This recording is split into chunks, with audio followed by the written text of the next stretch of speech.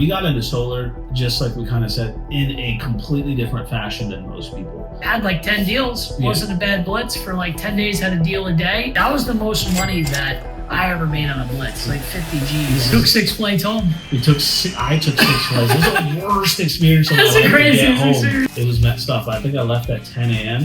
and I reached like 10 a.m. the following day. New Mexico, beautiful place. Yeah. Bunch of weird people. Yeah. Not my favorite place. That we didn't know jack. We're learning solar as we go. We're learning blitzes as we go. And we're running an organization. And as we get the information, we're passing it on.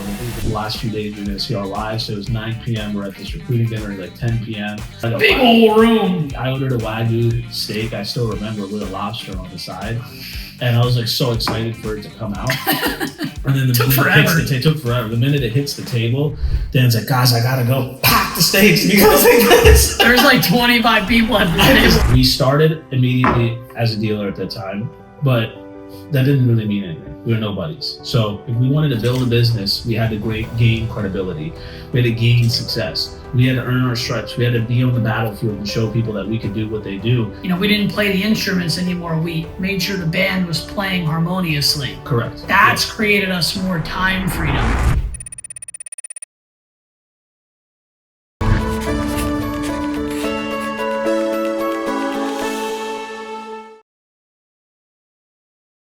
What's going on? Welcome back to episode 2. Dan Adams here. My name is Hersh, and welcome to the second episode of the 100 Mil podcast. As discussed in episode 1, we went over our backgrounds and kind of how we got to where we are today in sales. Now today, for episode 2, we're going to go over the first 2 years of solar, because we're right at December 30th, 2024, closing out a little over 2 years in the industry. Yes. So Hersh, maybe if you want to kind of kick it off with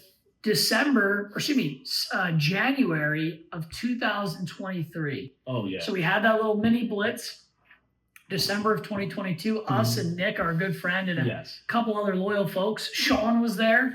Some of the OGs. Ethan, shout out to them. Yeah. And kind of fast forward to where we are. I mean, if you want to start the first couple of months, we'll go maybe quarter by quarter. Oh, absolutely. So, we got into solar, just like we kind of said, in a completely different fashion than most people. We had connections, we had friendships, we had networks. We entered into solar with Dan doing solar in 2014, just for that year of time, really, and a giant gap in between before we started. The industry was different back then. And then me never doing solar, and we, boom, started solar as a dealer. And we didn't start as a sales rep. We didn't start, normal setters. We just started as as a dealer. Let's run a dealership. Honestly, I'm grateful for the mentors that we had at the time. We learned how to run a comp plan. We learned how to run a comp model. We had, payroll we were doing for our employees. We were running payroll sheets. So we started as a dealer straight up, and we did this massive opportunity call where we learned this from network marketing. We had like 40, 50 people that we knew, which was pretty hilarious. The people that were in solar that were mentoring us at the time were shocked how many people we were able to get on a call. 40, 50 people. We launched solar, and we're like, we're going to do solar. It's a great opportunity. You can make $5,000 to $18,000 per deal. And it's a great industry. And, a 5 to 18K phrase was one of our favorite phrases. Is your coin phrase? It's a coin phrase. So we launched solar, and all we knew really at that time was blitzes. That's what was popular. I think some of the people down in Texas, so I think Lumio, if I'm not mistaken, was a company that did blitzes predominantly. And they had made it viral, like from YouTube videos and Instagram videos, and people thought it was really cool, and we thought it was cool when we saw that. So we started 100 Mil Solar, and we started doing blitzes. And we started doing blitzes, guys, understand, those of you that are in solar, we didn't know what the heck an NPU was. We didn't know how to put a cosigner on a deal. We didn't know what a metal roof adder or steep roof adder was. We didn't know jack. We didn't know a single thing. Or where we were going to go, anything about the area. No, anything about the specifics of the utility process, interconnection. We knew if they had net metering, but that was pretty much it. We didn't have any door knocking app. Nope, no door knocking. Yeah, No proper that's CRM for hilarious. lead intake. There was no like keeping track of houses. It was just old school. Free balling it, as people would say. So we free balled it. We picked we like closed our eyes, picked the state on the map, and we said, "Boom, let's go here." Cali first, right? California. We started in California. We did a blitz, and we didn't know jack, NEM, all this kind of stuff. We didn't know. We had some, closers or some help that had HIS licenses that were assisting us. And like we flew out, we got a squad of people to come with us, and got a squad of people that we recruited that lived in that area, pitched them on the idea of solar, and bam, like we did a blitz. It wasn't bad. We got some deals. Fresno, and this was pre-NEM 3.0 for those PG. guys. Yep. NEM was going away, and that's normal net metering in California. So ironically, we happened to be there. We got word around the water cooler that's going away. Solar is hot, so we went there. We did a blitz. It was successful. We made some money. We bought some B&Bs. You took 6 flights home. I took 6 flights. It was the worst experience of my That's life. the craziest home. experience. I got home literally. I was flying forwards because I lived in New York at the time, so I was flying forwards from California to get to New York, and then I was flying backwards to go to You legit Colorado. took like 6 flights, right? It was dramatic. Yeah, it took me a full 24 hours to get home, or like 12 days. That was crazy. That's been everything after COVID. The travel was so messed up. It was messed up. I think I left at 10 a.m. and I reached like 10 a.m. the following day. It was really bad. That's over the top. It was insane. And I think I was drinking at every lounge, but till the lounges were all closed, and I couldn't even Lounged out. I lounged out, and I met some dude actually that worked at Sunrun on one of the trips at one of the lounges, and he was getting paid absolutely no money selling at Sunrun or selling at that company because he was internal as an employee. It's different. Some people get, there's Sure. structures of income and stuff like that. We were 100% commission based. So we ran a red line model. We did our blitz in Cali. We've done, the first few months, it was just jumping from state to state. So California, then we did, Arizona.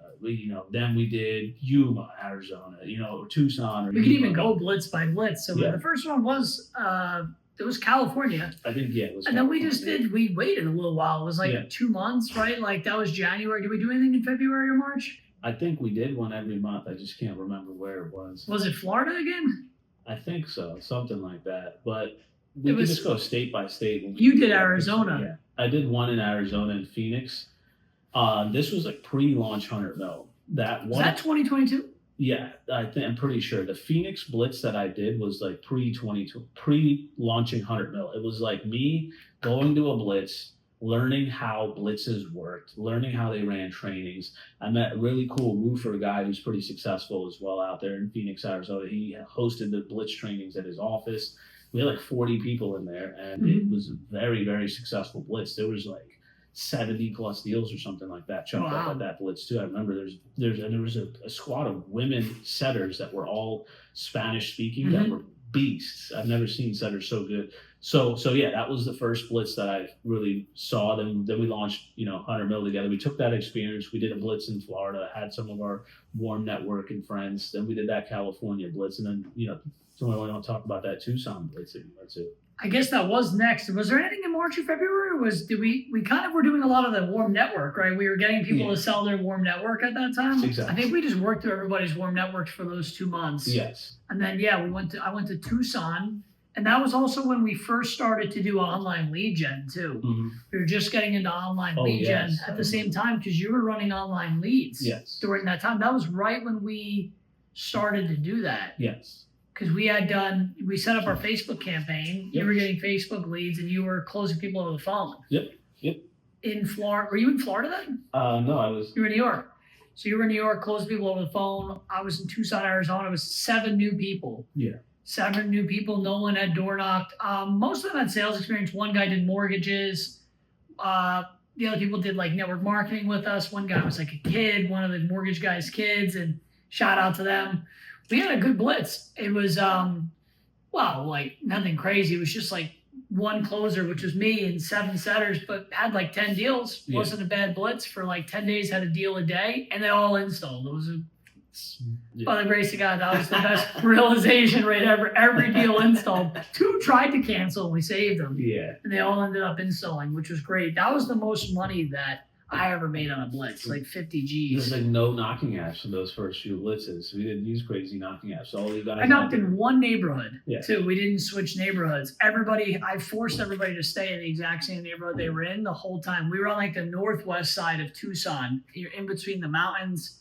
And people in Arizona, man, they got hit a lot. So it was quite beat up. People were pretty aggressive the first couple of days, and I had COVID. Yeah. The whole time that I was selling, You but had a cold sore on your lip, right? right in the middle of my face, I looked really bad, and I could barely breathe. I could barely even talk, and I was still working a 9 to 5 at the time. Yeah. And I'd have meetings in the morning from 5 a.m. Arizona time until like 9 a.m. And then we'd have our morning meeting at like 11. So I'd go to the gym, and then we go to our morning meeting at 11. My work day would pretty much be over because I scheduled all my stuff that way. And then we were blitzing the whole day into the night. And we were at this huge, it was like a tool shop. And they had this big open room where everyone could meet and correlate. And there was like 50 people there. Jeez. That blitz had like 100 deals. Jeez. It was pretty dominant because they included your virtual stuff and some other people that were in Cali. Remember, there's a couple people there. I remember. And there were some people like one other place too, but they tallied it all up and it was like 100 deals were thrown in, which was pretty fantastic. But our squad, you had like another 5 or 6 virtual. We had like 15 deals over 10 days while you were doing online, we were doing in person. Correct. What came after Tucson after that blitz? Tucson. Was it New Mexico? It was either New Yuma. Mexico No, or Yuma. South Carolina or Yuma. Yuma, because I remember we left SolarCon, right? Oh yeah. Remember SolarCon? We're going to talk about that a little bit. So Solar. Because that was what was after the blitz. And what we're trying to explain to you some of these stories as well is that we didn't know jack. We're learning solar as we go. We're learning blitzes as we go, and we're running an organization. And as we get the information, we're passing it on to the people that we were selling loans then too. Oh yeah, we were slinging loans. We weren't really selling that many leases. No, loans were very popular then. Actually, I remember very good. The interest rates were low. The loans were good. And SolarCon was probably one of the funniest places that I've ever been to in my life because I didn't know the kind of like jesters or clowns that are in the solar industry until I went to SolarCon. And then I found out it's absolutely hilarious. You know, again, coming from insurance, a professional, mature industry in comparison to solar, there's people that have accumulated, significant wealth, people that are making $50 million a year, people that are making 10 million passive, people that, that's crazy. They're very, very mature, people that are running offices. With the suit on and ties. With suits on, ties on, very professional. Going to SolarCon was the opposite. It was like people were wearing clown suits, and I thought it was a Halloween party for everybody. Yeah, the SpongeBob anchor arms and yeah. People at SolarCon all had a costume on. It looked like it was a Halloween party. First of all, everyone's all dressed up in weird, pansy, panther outfits and whatnot. and then I'm like, okay. And then there's people that are being edified as experts, right? Hey, this is an expert, and he's going to talk about this. Hey, this is an expert. He's going to. Hey, and I'm like, okay. Oh, this guy has a booth. He's training people. He's one of the #1 sales trainers in solar. He's a top sales trainer. So I spoke to a couple of these people, right? And no offense if this is any of you guys, because again, I haven't seen this too often before in any other industry. But I spoke to one guy. He's like, a couple of my top reps that I've trained are speaking up on stage today, being recognized at SolarCon. I was like, wow, that's amazing. And I'm like, well, what do you do? He's like, I train people on how to be better at sales and solar. No, I'm like, so are you actually selling solar actively? He's like, no, I don't sell solar. I'm training people. I was like, oh, that's awesome. Well, what's your experience? Like, what have you done? He's like, I did I sold solar for about 3 months. And, I did really good. I did 8 to 10 deals a month for 3 months. And then, I realized that I'm better at coaching people rather than selling. So I'm like, so wait a second. So you sold solar for a total of 3 months. And then now you're teaching people how to sell at elite levels and selling people on some $5,000 course or something to sell. And I'm like, this is pretty hilarious. There wasn't a lot of that there. And I wasn't even just one. Then I met another guy, same exact story. 6 months. I did sales for about 6 months. Actually, it wasn't even solar. This is what the guy tells me. I kid you not. I'm having a conversation with him. And he's like, it actually wasn't even solar. I did sales for 6 months. And then, now I coach people. I'm like, what is going on here? I'm like, this is like a... There were some solid people. Some. Correct. The one guy that we were working, we were getting mentorship by at the time had the biggest team in the whole country. And he was in sweatsuit. And was very low key. Was 100%. legit making Probably $1 million a month. And wasn't training. He wasn't speaking or he wasn't selling any products at SolarCon, but it was like some of the people that were speaking or advertising were some of, the clowns in the industry. There were some couple legit people, like that one guy, Michael O'Donnell, crushed it, had significant success, and then kind of launched the course. But most of the people, 95%, were really fully qualified. There's always like that. That's like the online coaching space in general. 5% of people really got the results. 95% are kind of BS. And so we did that event. Yeah. We had that crazy steak dinner where I said to pack the steaks. Oh yeah, that was hilarious. We had a steak dinner as we were being recruited at the time. And then it was my wife was leaving the next day to go back before we went on our Blitz to Yuma. Exactly. So we were going to go from SolarCon directly to Yuma Blitz, and it was like the last few days we were going to see our wives. So it was 9 p.m. We're at this recruiting dinner like 10 p.m. It's late. And like the steaks finally. I remember I had a big old room. There's a private room, by the way, with like a nice dining table at a steakhouse where we're not even with the public. We're in a private setting. And then there's C-suite $100 steaks. Oh yeah. I mean, I ordered a Wagyu steak. I still remember with a lobster on the side, and I was like so excited for it to come out. And then it took forever. The minute it hits the table, Dan's like, "Guys, I gotta go pack the steaks." Because there's like 25 people at the table. I'm like, no one's leaving. It's just Dan and I's steaks. We're just gonna pack our steaks. But like the way you said it was hilarious. We walk out, we packed our steaks, and they're fresh cooked, and we bounced.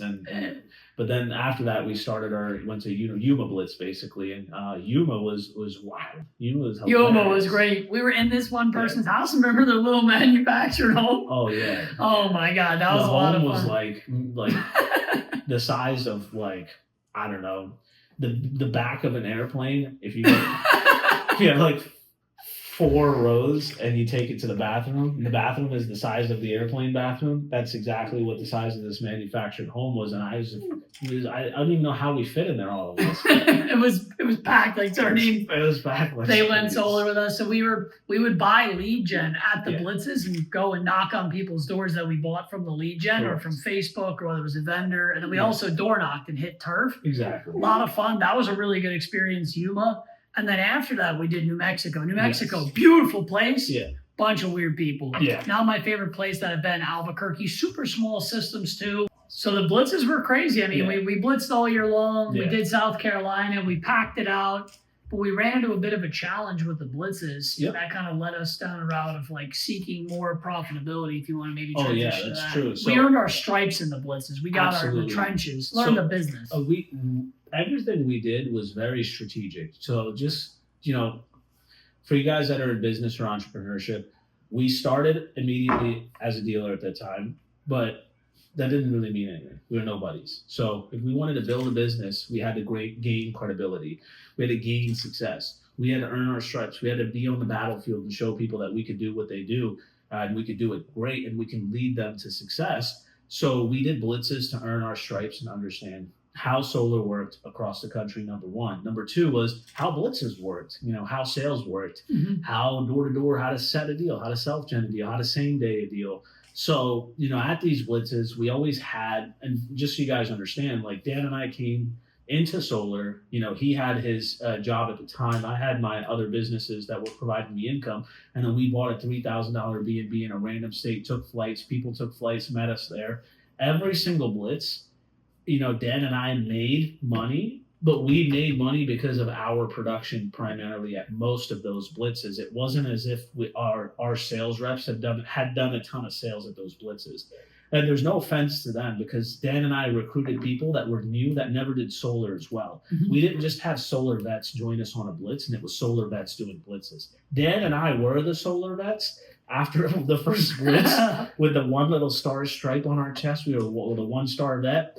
And we brought new people to every single blitz, and we were the ones that made it make money for us. So it started to become not fun. It's specifically, and I'm not saying blitzes are not fun. It was just that, we were, doing the most. It was, if we didn't sell anything, we would have lost money on the Airbnb in the house and going to that, state. And at the same time, we were scaling online. We started learning online lead gen. We started learning Facebook, and Instagram and other type of marketing. We started to learn how to generate sales in solar through that. And we started to quickly realize, and obviously our wives weren't the happiest when we were gone for 10 days out of the time, out of the month, and leaving them alone. So, we started to come to a conclusion that blitzes are great, and it's time to elevate, and it's time to have someone that's very successful at doing blitzes to do the blitz and help us in that area while we continue to run the organization, and we've earned our stripes. And let's focus and develop what's making us a lot of money. What made us a lot of money many times was online lead gen and just working home markets and having people work their home markets. And we didn't want our business to only provide volume 10 days out of the month. Yes. We wanted our business to provide us volume 30 out of 30 days of the month. We wanted it to be a continuous type of business. So we started to make some decisions. We started to double down. Lead gen made us money. So we said, why don't we double down and go all in? There's two mentalities out there in business. There is the one mentality is, find your weakness that you're not good at and really hone in and develop that weakness and become good at it. And then there's a second mentality. And I prefer this mentality is find your strength and 10x and just go all in on what's making you money. This is both of our mentality at the time. What your strengths are. Forget the weaknesses. Screw the weaknesses. We don't need to be Jesus on the doors. Forget the weaknesses. Find the strength and then go 10x on the strength and find other people that are good at the weaknesses that you're not good at and let them lead that way all the way, pass the baton to them. So our strength started to become virtual sales, selling over the phone, getting leads online, and we went all in on that. As all in as you could possibly go, we went all in on that, and that was virtual. Yeah, we learned the marketing side of it. So whether it was using vendors and also generating our own business on Facebook, we did both at the same time to see what was most profitable. And for the longest time, we did both of them. Yep. And then we transitioned more to one and more to the other, depending on the seasonality and how the vendors performed and how our ads performed. Yep. And we learned it ourselves. We'd get a lead, we'd call it, and we'd close it over the phone ourselves. Sometimes we'd call it and pass it to the other person to close. We'd tee up you or tee up me, vice versa. Exactly. But we were doing the calling of the leads. We taught other reps the script because we created the script. Correct. And they were all inbound leads. So we learned how to get an inbound lead, call it, do a script. We systemized that. Then we brought in other people. Correct. Your mother, my brother, were our dialers in the beginning. So we would get a lead. It would go to their phones via text. They would call it up and bring us on the phone and warm transfer it. And we would close them on the phone. We got to a point where we were doing, as a dealership, probably 20 to 25 deals a month. 15 were from you and me when we were self-genning everything. Correct. Nick would throw in a couple a month, and we had like reps that would come in here and there and sell their friends and family. It was between 20 to 25 every month. Of that, 15 was us, like 7 and 7, 8 and 8, whatever. Exactly. That was when we were doing everything. Yeah. Then once we brought in your mom and my brother, we were able to increase our numbers to about 25. Just between the two of us, 25 to 30, because we were making as much on every deal because we were sharing the money with the setter, but we didn't have to spend any time dialing, which allowed us to have more time being in appointments. Correct. We were in 4 to 5 appointments every single day, 6 days a week. So figure if you sat like probably, let's say 4 a day, 24 appointments a week. If you sit 24 appointments a week, 4 weeks out of the month, we're sitting 100 appointments a month. 1 out of the 3 would fail credit. Another one would sign, and then another one would, not. So like that would get you like to 20 deals a month. We were doing about 30 deals a month, probably close to that, 25 to 30, just us. And then grind, and the team was still doing what they were doing, like another 5 to 10. So we were at like 30 to 35 at that point, but it was a grind. It was. How'd we get past that? We were there for a little while. So we were making bank though. We were cashing out, and just to explain to working like a dog. Some of you guys out there exactly is we found something that worked. We went all in on it. Dan and I became the best at it. We were the best in the company. We were the top sales reps every single month inside 100 mil. And we were doing 100% virtual volume, ideally 1 or 2 here or there. We drove to Florida, Arizona, Illinois, and then New Jersey a little bit. Ohio. It was primarily Florida and Arizona, right? With a little Florida, bit of Virginia. Arizona were the primary money was realistically made. And I moved to Florida in the midst of this because Florida was booming so much. We said, let's take over Florida together. I moved from New York to Florida. Like Dan said, 5+ appointments a day. We wake up at 9, there's an appointment. 11 a.m. there's an appointment. And there's transfers all the time. Live transfers as well, because our lead gen dialers are dialing leads. And then we taught them, and some of you guys out there that say, hey, I need to have this, I need to have that, I need a CRM, I need to have this software tools, I need a call center. Now, I've never met someone who used a call center or was a call center that cold called leads that did more than 30 deals a month, or did more than 50 deals a month. Dan and I did 50 deals a month together. We both did 50 deals a month together. By a year in. By legitimately just both of our production with no damn CRM. We had no CRM. We're using straight up, our dialers are putting a thumbs up or thumbs out. See my mom's phone. She put a thumbs up on a lead if it's a good one that she needs to follow up with on the text on her phone. We're just putting a thumbs down on it, and that's how she's keeping track and writing notes on a pad or something, and somehow following up. And then we just got on and we closed it. So that was it was hilarious, but we just did the dang thing. We didn't, did rocket science and research for years. No, we went there and we fucked around, and then we found out. Like, that's legit. We had no CRM. Yeah. We had no dialer. We had no lead software. The lead would come in, it would text. We used like Private, right? That was what they used to keep track of the leads, and then the other one sent straight to their phone in text messages. They would dial it, and the way they kept track of it was, if the lead said no or failed credit, they did an iPhone double tap thumbs down emoji on it. Like, if it was an appointment, thumbs up. If it closed, it was an exclamation point. Yeah. That's what my brother did to keep track of the leads. And the leads would go to our phones and stuff too. We'd keep track that way. And then we'd pull lists, like Excel spreadsheets. And we would mark the ones that were bad as red, bought as green, follow-ups as yellow. I remember that, red, green, yellow, like a stoplight. That was all we did for an entire year. And we grew our business we started giving other people leads. Correct. We had to take a step back and train other closers to free our time up. Our best month when we were just doing virtual was 90 deals. And our best month was, I think, like 37 or 38 installs. Correct. Yeah. So like right around like 50%-ish realization rate, which isn't the best, but for online solar, that's pretty good. Yeah. And our cost of acquisition was down. And that was with us spending like $10K a month on marketing. Correct. So it was very good. $10K for the marketing, and then plus the cost to pay out the people that were dialing the leads. So it was a couple $1,000s per deal, but it got to be very lucrative. Yep. We just, we wanted to expand back into like having a ground team after a while, because we were like, you know what, we really mastered the virtual, but didn't you feel like it had a cap after a while? Yeah. A high cap. The reason we hit a cap, and we both kind of know it, is because everything wasn't as systemized as it possibly could be. We weren't using all these CRMs and that kind of stuff. It was a heavy time investment in both of us, because we were freaking playing air traffic control. So like, first it was Dan and I closing every dang deal that we possibly could.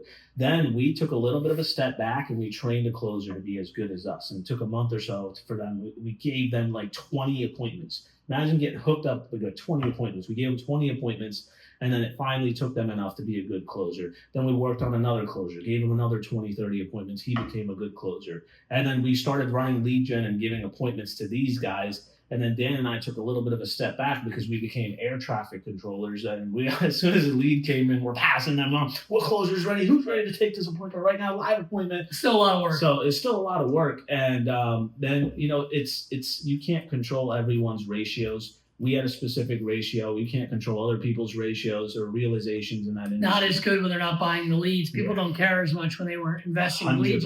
We didn't have proper KPIs, Correct. So we saw a lid in that. Exactly. At the same time, we were making a move from one installer to another with a more deeper partnership. Correct. A lot of people decided to come with us and work with us. Yeah. And we built a whole entire summer program. Exactly. And the summer program was really successful. People living full-time in Florida, and then people living full-time in Texas. Correct. And that's kind of where our business is today. We did a winter program, which is just a colder version of the summer program, where people are boots on the ground while we got people doing virtual, and then we got other people blitzing. So now we have a 3-legged business. The business is more balanced. 100%. And it took us being better leaders, and really being bigger promoters and good at marketing. Like, if you build it, they will come, is the way it is, I say, in the solar sales business. If you get the flyers ready, get the incentives ready, get the door knocking apps, putting everything together,